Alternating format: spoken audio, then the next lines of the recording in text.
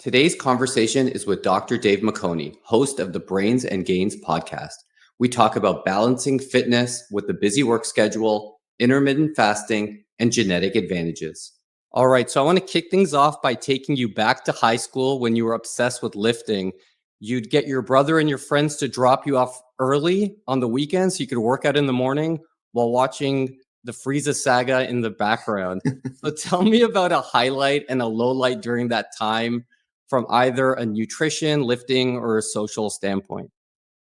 Yeah. So the negative of that is what I've discussed before about just isolating oneself. So, what you're referencing is when I would go to the gym. So I had some stuff at home, but my big workouts were at the fitness zone near my house. And I didn't have a license at the time. So I would go with my dad, get up at 5 a.m. and go work out. And I was proud of myself for the discipline that I had there. But at the same time, if you were in high school and you are telling your friends you can't hang out on a Friday night because you have to get up early because you need your 8 to 9 hours of sleep so that you can go work out. I mean, you're really missing out on a lot to gain very little. Again, obviously it's important to be fit, but that it was just a negative overall, even to avoid sports. Like I even avoided at some point doing any more sports because I'm so into lifting. And I think that was probably a net negative for my high school experience because obviously there is a huge social aspect to sports and everything as well. But the plus side of it was I definitely developed discipline very early on. I had positive feedback from getting stronger. I had something that was driving me forward and kept me very regimented. So it's not like it was all bad. It just, I could have still had that without being so obsessive to lose social opportunities. And were you obsessive on the nutrition standpoint as well, or was it more about getting your lifts in? Yeah, very obsessive on the nutrition. I mean, I literally would mark down how many days it was since I had had any sort of cheat. And it was like 84 days and not even like a planned cheat, just any cheat. So like if I knew there was some event and I was going to have a cheat there, that would still end the streak, even though, so I never ever had unplanned cheats. And I would just kind of go by, okay, I could have a cheat meal here and there or whatever it was. I would, between classes, because you had to eat back then, everybody, you had to eat 6 or 7 meals a day. So I would blend up a cottage cheese, like banana, peanut butter, green tea shake.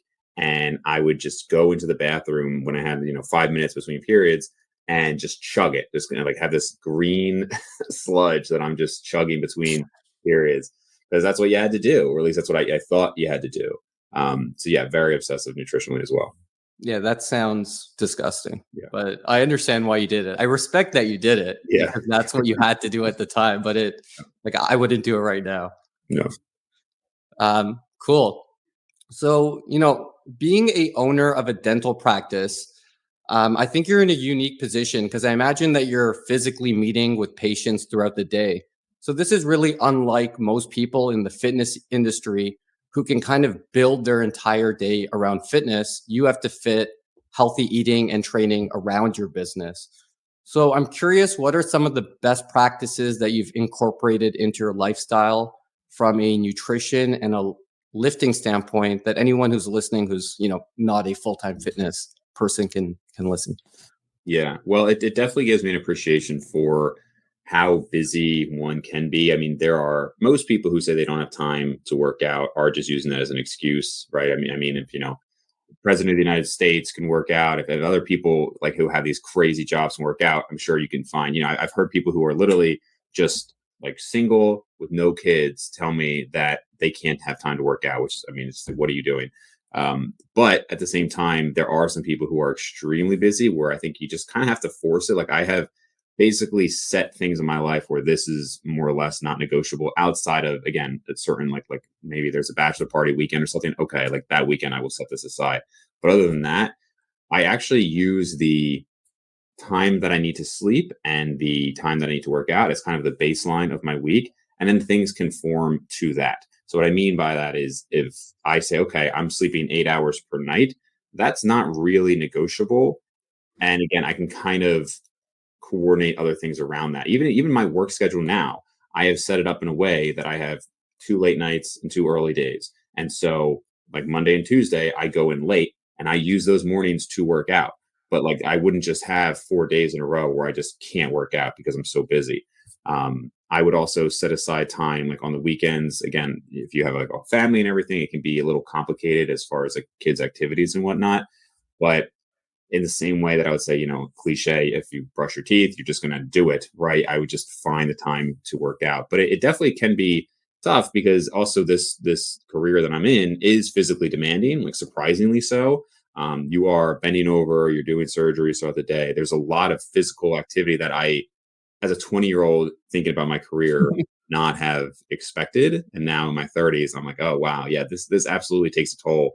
It's almost hard for me to know how people could be doing anything like that for 30 plus years and not have like aches and pains throughout. So, but anyway, just to be a little more clear with the question, I just try to make sure that it is set. And if somebody were to say, like, obviously if I have emergency patients or whatnot, I have to make exceptions, but I really try to be very strict with my time. And how have you incorporated, I guess, what's optimal for your lifestyle from a lifting standpoint? Because what's optimal for hypertrophy may not be what's optimal for your lifestyle. So are you working out, 3 or 4 days a week? Are you doing like an upper lower split? Like what does that kind of look like where you find that, you're able to enjoy the gym, you're able to progress, and it's not, taking over your life? Yeah, so right now I do an upper lower split. Although it's funny, I've been talking with I think you connected both with Abel and maybe Brian Borstein. I'm not sure about I've Brian. chatted with Abel a few times. Yeah. Okay, yeah. So we were all just talking about potentially doing a bro split, kind of just for the fun of it, just to see what it's like. But for the longest time, I've done upper lower. I do 4 days a week, and to me, it's like it's ideal frequency. I get ideal volume, and again for me, but it's not really something that I've had to change so much. Like I guess I don't look at it as how do I do a specific split, let's say, for my life. As I said, I kind of just try to make sure it works. Now I couldn't do, like, let's say we said, okay, newest study shows that 6 days a week double sessions is ideal for hypertrophy. I'm just not going to be able to do that, right? I mean, I don't think almost anybody is. I think we're kind of fortunate that for the most part, what is going to work nearly ideally for somebody hypertrophy wise is compatible with most people's lives. I think if you're going to be a top level power lifter, then that can take some very high volumes. Like, if I don't know if you've spoken with Lane Norton, but he would be working out maybe 5-6 days a week for 2 to 3 hour workouts, right? And there are many powerlifters who do stuff like that. That's really not going to be feasible for most people. But if you're saying, hey, I'm trying to get 10 to 15 hard sets per week per body part, you can probably do that working out a total of 3 or 4 hours per week. And like that is doable for most people. Yeah, I work out 3 times a week. So I do upper, lower, full body, and Mhm. each session's probably like 90 minutes to 2 hours. Yeah. And it seems like it's fine. It's not maybe optimal, but I can't do 5-6 days a week just based on my schedule and my work life. Yeah. Yeah, for sure. Cool. So we talked about the lifting side of things. How about on nutrition? How do you fit healthy eating habits throughout your work day, for example? Yeah. So back in 2011 was kind of when I had some epiphanies as far as the level of diligence required. So up to that point, I was having usually 6, sometimes 7 or even 8 meals per day. At the time, it was thought this is going to improve your nutrient partitioning and it was better for your metabolism and all of that. And this is when Martin Burkhan had started to popularize intermittent fasting. Yep. And I was very hesitant to try it because I just thought like I'm going to lose muscle, but I was like, all right, we'll do it. So I would just have an 8 hour eating window. And this was my sophomore year of college. And I know I put 7 pounds of, I'll call it lean body mass on my freshman year of college. So by that, I don't mean I just gained 7 pounds. I mean, I gained, let's say, 20 pounds, cut back down. And after my freshman year, I had netted 7 pounds with the same waistline and all of that.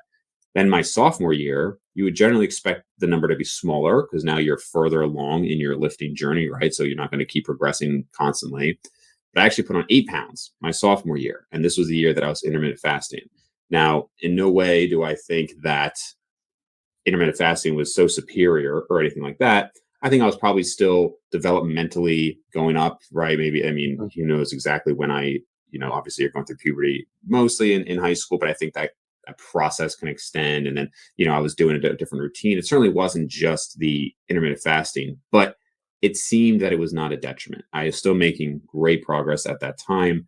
And it was just like, wow, I can eat. I mean, at that time, being in college, I would have an earlier eating window because my freshman year, I would literally like bring protein shakes to parties. I would have like, I would just be in my dorm room and like eat cans of tuna, like whatever I needed to do. So once I realized, oh, wow, I could just have from like 9 to 5, have my last meal at 5 o'clock, and then I could go out, I could do what I want. That was amazing to me. So at that point, it was a realization that I could be a little less strict as far as like the timing. So fast forward to today, I usually just try to get 3 meals in per day. Sometimes I will do intermittent fasting, but sometimes I'll just eat throughout the day, meaning like my first meal might be 7 o'clock, my last meal might be 8 o'clock at night. I don't really get too worried so much with the timing as long as I get 3 meals in per day. And as far as the quality of the food, I definitely will allow a little bit more. I mean, you could call it junk food, but not like this like super highly processed crap throughout the day. But before it was like I had to have everything whole foods, no processed anything, no artificial anything. And it never really seemed to matter when I dropped that quality a little bit, as long as I was still getting sufficient micronutrients, sufficient macronutrients. If I would occasionally say, okay, here's a slice of pizza or something, it was fine. So much more lax these days. But again, my lax version is still stricter than probably 99% of the population. So I don't want to misconstrue it as I'm just kind of, doing whatever I want.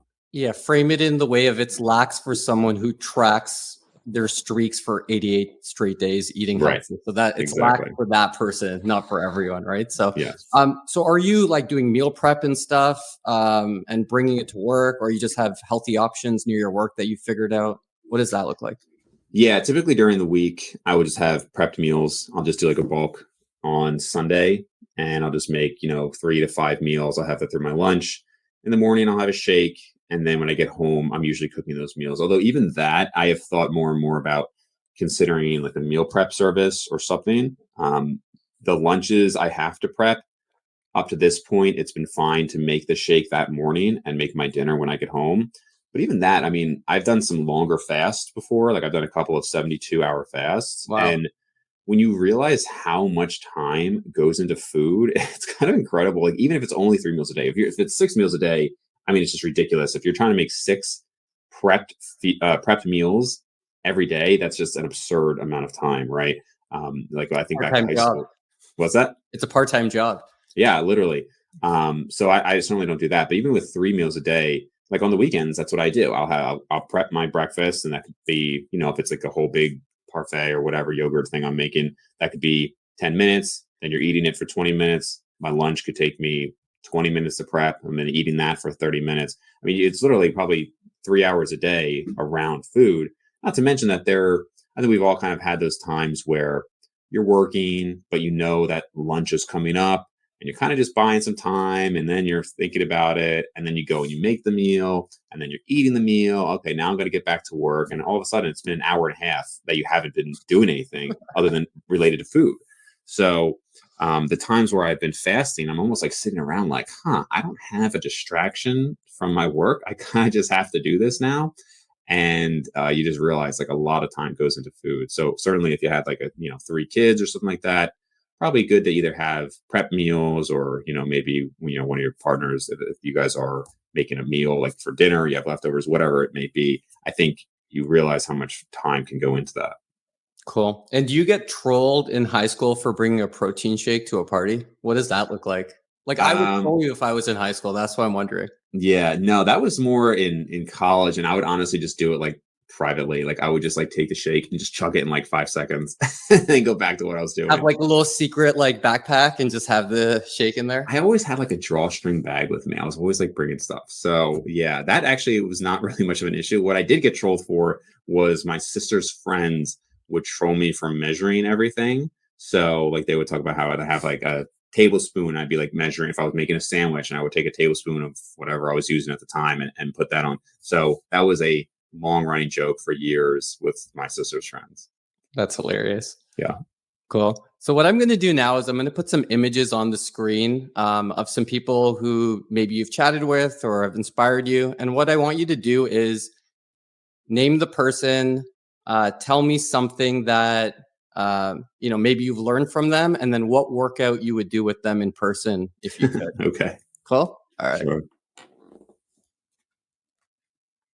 Bill Phillips. Oh man. Okay. What's funny is I know you and many people have heard me talk about Body for Life as what got me into it, but it's that's the only thing I know about with Bill Phillips. I mean, I know he was an enhanced guy, and I think I don't know if he was a competitor. I really don't know too much about him specifically, but obviously his book had a huge influence on me. So I would probably go back and do one of the original Body for Life ramping workouts that he did, and then I would want to put him through the cardio sessions because they were so miserable. They were basically like ramping. You go like 6, 7, 8, 9, 6, 7, 8, 9, 6, 7, 8, 9, and then at the end you go 6, 7, 8, 9, 10. So I would love to put him through that. Awesome. All right, let's do the next one here. Yeah, so big Super Smash influence. Although this is looking like Brawl to me. I was like big into Melee. I mean, I did some competitions and everything with Brawl as well, but Melee was like my jam. As far as workouts, man, I have no idea what workout I would do with these guys. Some sort of combat training, I think. Yeah, I think you'd have to do combat training. Anyways, that was the gag one. Let's move on here. John Meadows. So the first time I came across John was 2011. This was like T Nation articles. And he was talking about the Meadows rows, which have become, I think, fairly popular. And honestly, the first time I did one of his routines, I didn't love it. I found that it like I was making quote unquote progress during the workouts, but I didn't find net progress over like let's say a 12-week period. But obviously, having talked with John numerous times with the podcast and everything before he passed, I think I would have had to have done a back workout with him because he had some very specific recommendations for him. And funny story, when I was considering getting coaching with John back in 2011, and I was talking to my friend about it, I was like, hey, we could split the cost. We could, maybe divide it by 3 of us. And my buddy was like, oh yeah, this is exciting. He was like ready. So we're like ready to order it. And then he goes, yeah, so like, how's it going to work? Is he going to like come to our gym? Keep in mind, we're in college at the time. And I'm like, bro, you think John Meadows is coming to our college gym to work out with us? That's not what the coaching is. Like we're buying like a 12 an online service here. Yeah. So and then he didn't want to do it after that. He bailed for sure, right? He's like, bailed, oh yeah, he's coming, and for $100, he's gonna coach it for a few months. Like, yeah. So that did not happen. All right, let's move to the next one here. Mr. Dr. Eric Helms, also another huge influence of mine. Probably, I don't know if he was the first person I saw from 3DMJ. I don't think so, but certainly the person that I would say, connected with the most, but also related to the most. We have a similar background in a lot of ways, and even physique wise, I think there are some similarities there. So in terms of workout, I feel like I would just want to do a regular upper body workout with him because the lower body, he has talked about how he doesn't actually not that he doesn't take it seriously. I shouldn't say that. His lower body developed more quickly. And so I think he would probably have fewer tips and tricks for the lower body because it was always there for him. So I probably want to focus on some things that were like maybe hard for both of us to grow. But yeah, obviously, big influence there. I've had a number of people, even in the last few months, specifically tell me that I remind them of Eric Helms and also Derek from More Plates, More Dates, which I've gotten a surprising amount of times with Derek. I think with Derek, you may have like a similar like beard stubble thing going on. Mm-hmm. I think also, I mean, and I've even thought that with Derek too, because we actually have in a lot of ways that maybe we both haven't openly talked about, but like in brief chats with other people, Derek and I have a similar background in a lot of ways. I almost think like if I went the fitness YouTube route instead of the doctor route, I could see a lot of similarities there. But yeah, interesting. And you'd make sure that you got the Death Star delts? I would have to if I was going to work out with him. I think that would be the requirement. All right, we got 2 more here. Joffrey Schofield.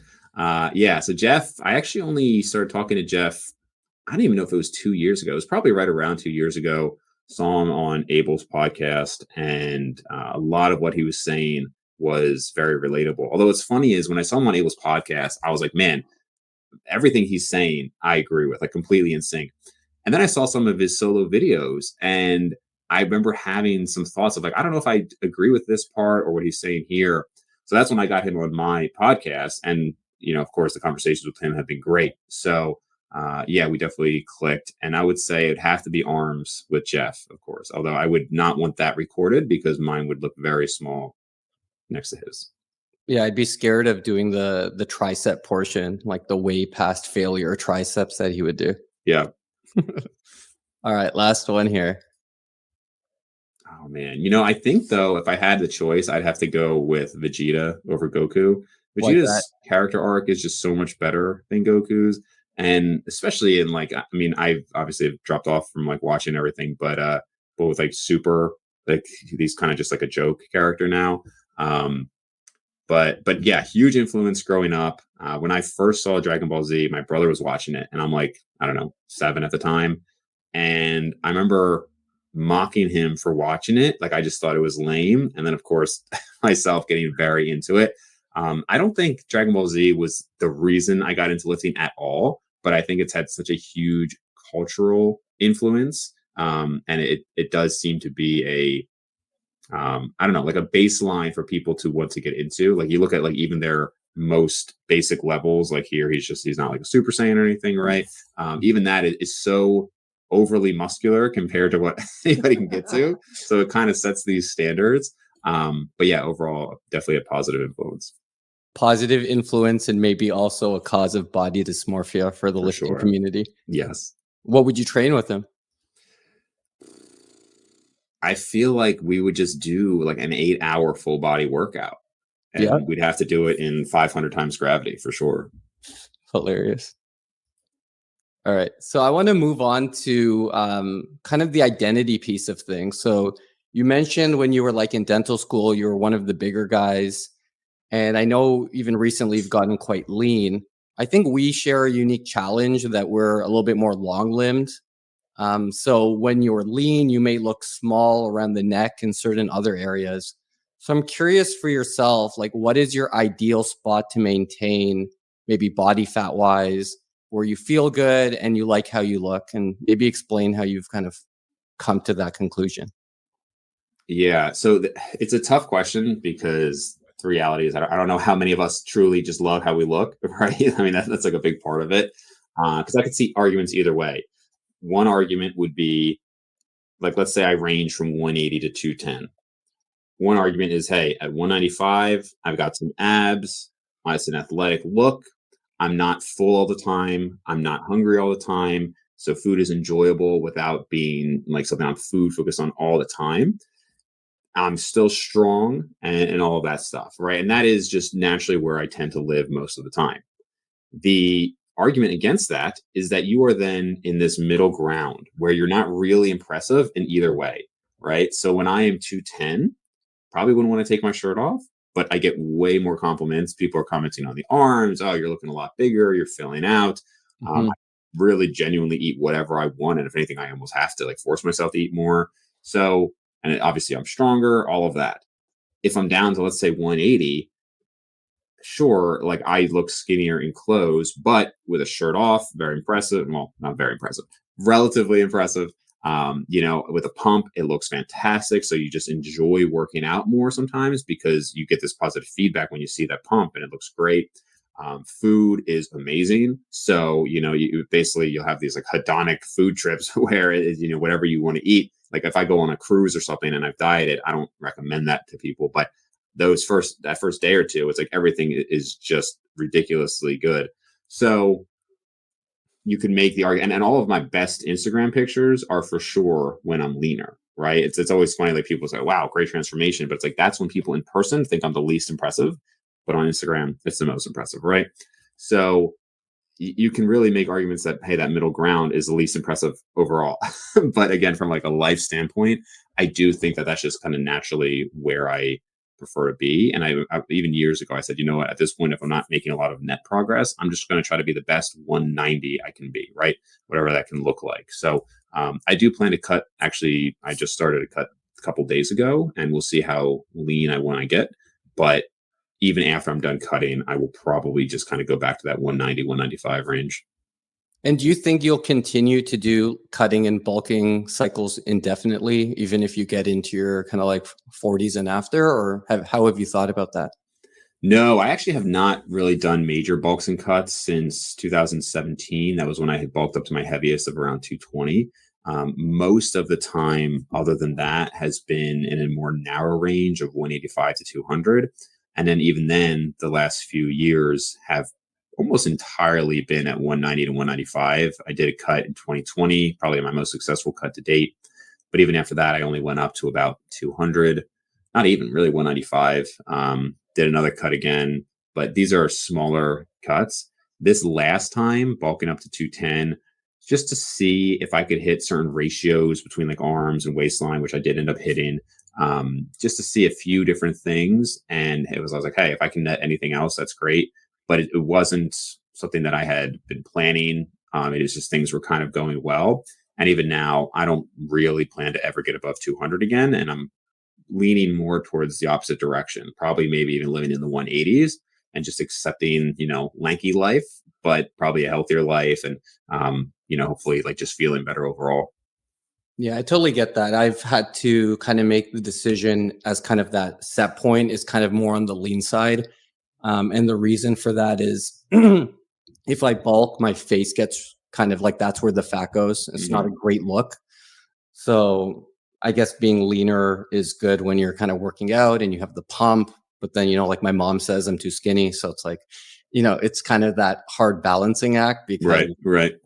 I played basketball growing up. I play racket sports. So I do have that kind of like longer lankier frame, which is great from an athletic standpoint. Yeah. But not as great from like a bodybuilding look standpoint. Yeah. We talking tennis, racquetball, squash? What are we I doing? play tennis twice a week and I've been playing squash as well. Okay, nice. Yeah, I got pretty into racquetball in dental school. I was probably playing a couple times a week for a year or two. They had a little competition there. There was a girl who smoked everyone. She was on the national team apparently, and her then boyfriend, now husband, was ranked ninth in the world. So it was just like ridiculous. I played with him a few times. It was crazy, man. This guy was like 145 pounds and could hit this thing so hard. His one forearm was twice the size of the other one, right? So, yeah. But to play with any sport, to see somebody at that high level is impressive. But yeah, I love tennis, love racquetball. Never really got into squash. Yeah, so I had a ping pong table growing up, so I could beat like all my friends. Yeah. And then I played this guy from like work. He was from India, and he was like a pro player there. I got smoked. Yeah. I couldn't handle a spin. I had no idea what was going on. He beat me like 21-3, and I was like embarrassed. So. Yeah. All right. So something I want to chat about is kind of genetics. I think you mentioned that you're not genetically gifted for bodybuilding, but you may be more for dentistry, both from the mobility of your hand and precision, and also the ability to learn and apply education. So I'm curious, how did you figure this out? And how can other people figure out what they may be more genetically gifted at? Sure. So, yeah, I don't know if I would say genetically gifted specifically for dentistry, but in academics, certainly. And I think when people talk about genetics, and it's understandable, we talk about genetics for whatever we're talking about, right? So in bodybuilding, yes, because even from a muscle mass standpoint, probably average genetics, I would say. From a bodybuilding specific, like a physique standpoint, below average genetics for the reasons we discussed, very long limbs, which is great from, let's say, like a tennis standpoint. That's great. Actually, tennis is probably the sport that I think genetically I probably would have had the biggest advantage at, and maybe wish I took it more seriously when I was younger. But for bodybuilding, obviously, long limbs are not helpful. At the same time, would I look at somebody like me, or I don't know how tall you are, but if say, oh, this person, like I told the story before, I have a friend who wasn't great bodybuilding, but he was like a 6'3" blonde, like Swede dude. And he'd be like, oh, my genetics suck. I'm like, dude, you know how many people would want to be a 6'3" blonde? Like, like you have top tier genetics. Check. It's just this area of genetics, right? So like I certainly don't have bad genetics just overall, but yes, from a bodybuilding standpoint. So as far as figuring out what I was good at, Honestly, it was something that I don't want to say I stumbled into, but you don't know what you don't know, right? And it wasn't until I started to tutor people and try to help people do things that I had done that I realized like not everybody has the capability to do this thing, right? And that was just something that I think when you are excelling at something, you assume, many people assume it's their hard work, right? We all know these bodybuilders who are IFBB pros and they say, oh, it's just because I work so hard. And it's just, I mean, if you are on an IFBB stage, especially if you are winning IFBB shows, you obviously have pretty top tier genetics, not 80th percentile, but 90 plus percentile genetics, right? If you even have the capacity to do that. Mhm. And the same thing, I mean, again, like I definitely excelled academically. And as I would tutor people and just realize, like, okay, this person is putting in a lot of work and it's just not clicking for them. Like, it's just not happening.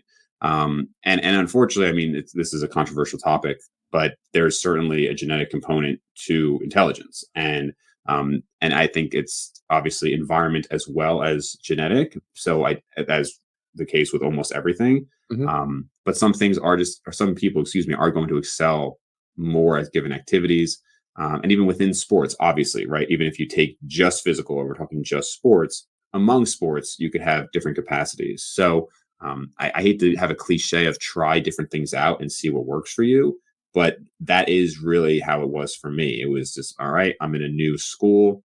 Let me just try a little bit. And I found that trying just a little bit allowed me to excel. Whereas with bodybuilding, it was very humbling. It was, well, hold on, I'm actually trying significantly harder in this other thing, and it's not going nearly as well. Right. And so that was probably a good life lesson because let's say I did just excel in bodybuilding, I probably would just have this misbelief of, well, all you have to do in life is try, and then that's it. That's why I've been successful. So everybody else just needs to do it. And I think it's probably good to have something that is a bigger struggle for you to have some of those lessons.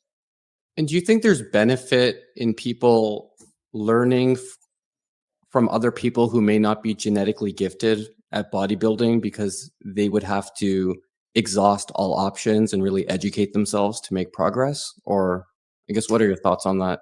Yeah, I mean that's certainly the cliche wisdom, right? Is that the people who can't do coach, right? And oftentimes the best players are not the best coaches because it comes so naturally. I think sometimes that is overstated. I do think just because you are really successful doesn't mean you're inherently going to be a bad coach.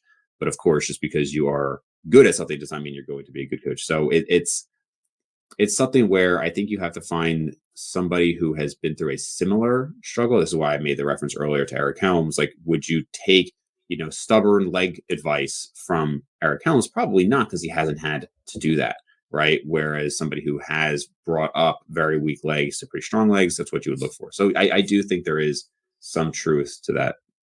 Cool.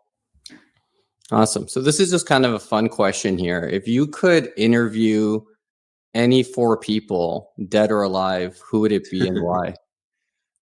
Man, okay. So I'm gonna have my off the cuff answer, which I'm sure would be different if I had an hour to actually think about this. Yeah. So, just off the cuff, I'd be very interested I mean, well, the other thing is once you say dead or alive, I feel like it would all be dead people because like the most interesting of our entire human history, I feel like would probably not be just people who were alive. So I'll just without putting too much thought into it, I'd be interested to talk to somebody like Elon Musk. I'd be interested to talk to Jordan Peterson. Um, Man, I don't know. Let's throw in Jesus, right? Why not? Yeah. um, yeah, and this is much easier if I just say people who are alive. All But right, go for it. yeah, but yeah, two of those: Jordan Peterson, Elon Musk. And honestly, like from an interview standpoint, one of the reasons I like to do the podcast is just selfishly, I just enjoy talking to people. So there are some people who I would want to talk to. Like, would I have somebody like Joe Rogan on the podcast in order to talk about the scientific principles of the carnivore diet? No, I wouldn't, right? But I'm really interested in MMA. So I would absolutely talk to Joe Rogan for 2 hours about past MMA, the current state of MMA. That would just be a very fun conversation for me. So I would talk to him.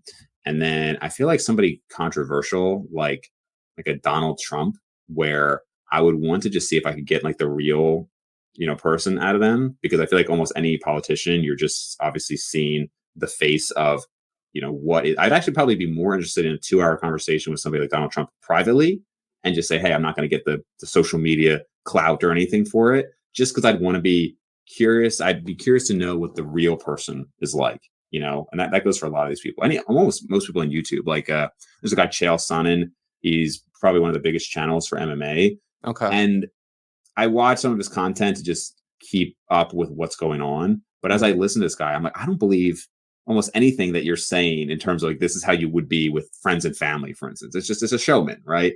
And so some of these people I just find, I'd really want to know how they are behind the scenes. So Cool. I think talking about behind the scenes is interesting and just being authentic. So I know you once spoke with Kino Body, and he mentioned he was being polarizing on purpose as a way to cut through the noise.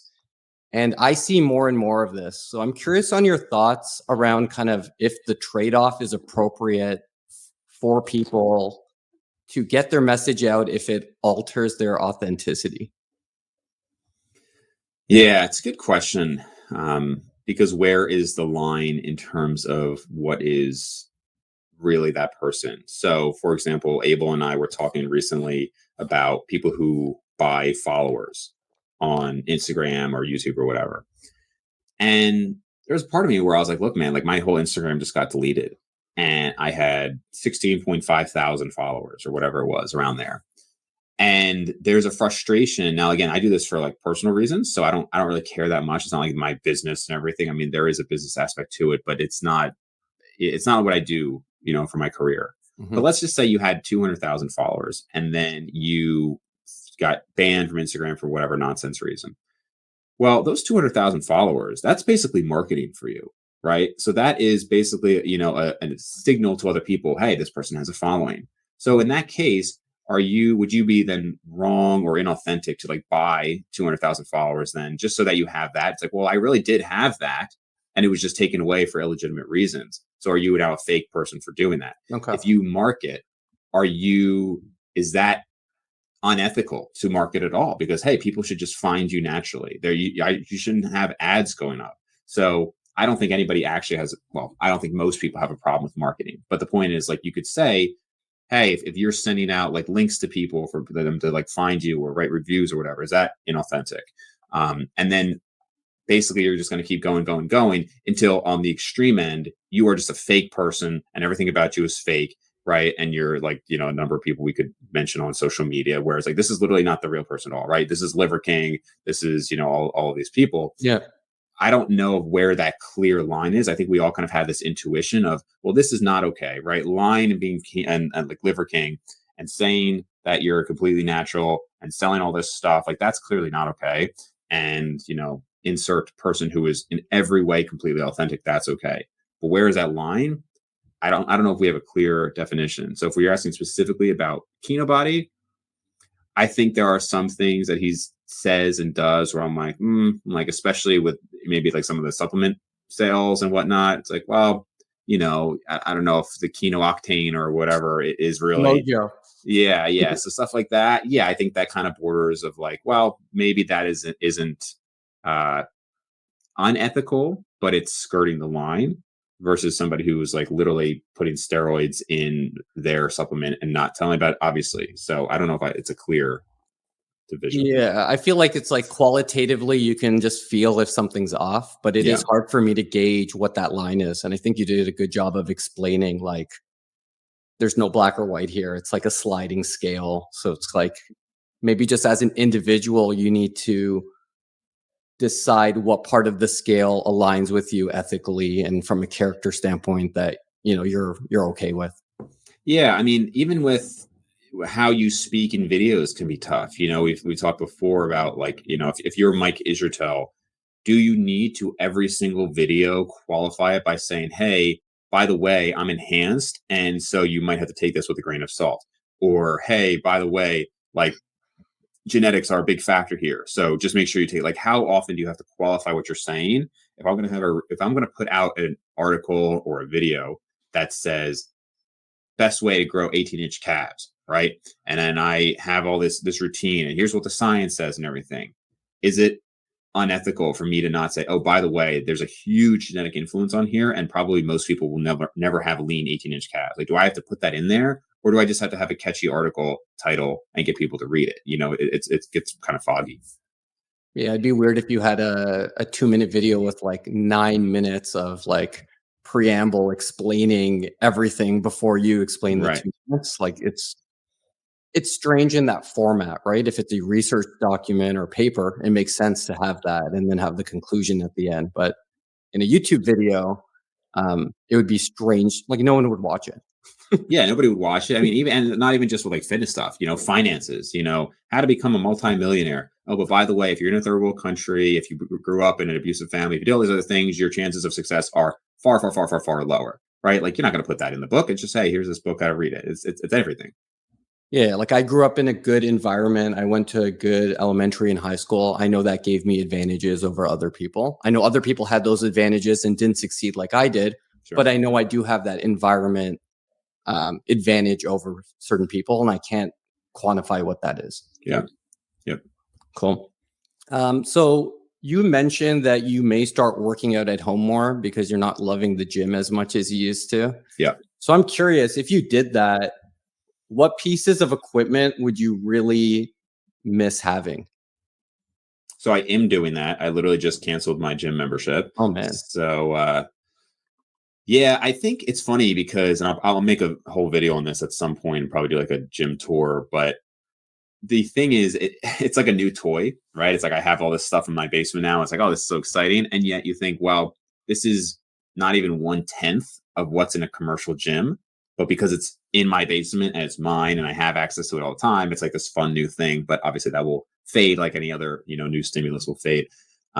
So for right now, it's great. But I think I would miss some of the easily set up machines where I can just go to it. So without like specific names, I mean, I like the hammer strength machines in general, but just the ability to say, I'm just going to go on this machine, put in this stack, and then just be able to go. Like that is something that I would miss.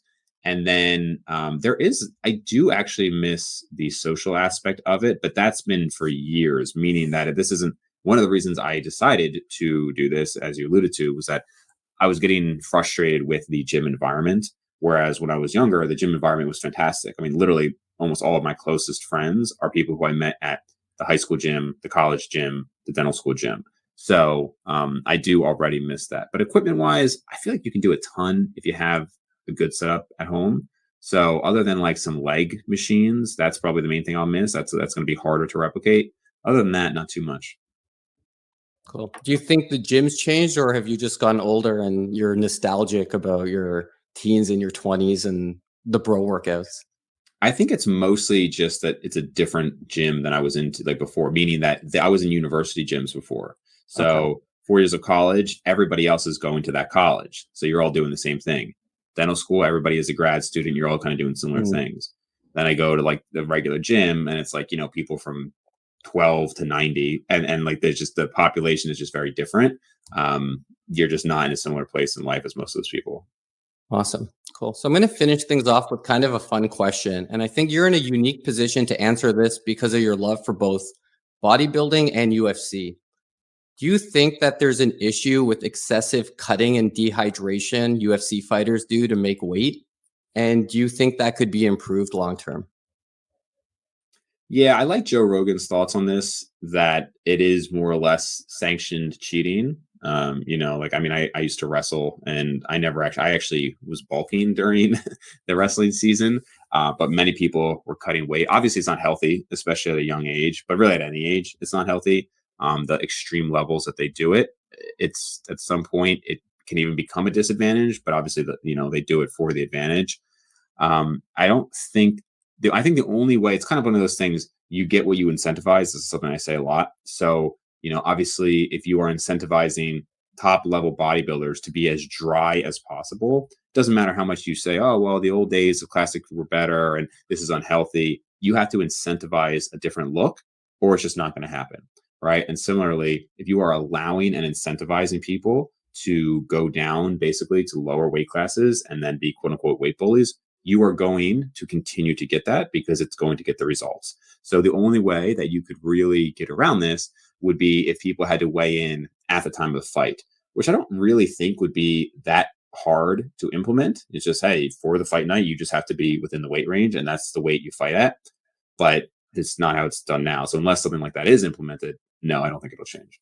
Okay. Yeah. My group chat blows up talking about his Khabib goat. And then there's like all this cutting stuff. And I look and there's like 400 messages. And I'm like, what just happened here? Anyways, Dave, thank you so much for your time. I really appreciate it. Can you tell everyone where they can find you? Yeah. So on YouTube, Brains and Gains Podcast. And currently on Instagram, it's just Brains and Gains Pod. If I do not get my old one back, I will just make it Dave Maconi, but we'll see what happens with that. Awesome. Thanks for your time, man. Sure.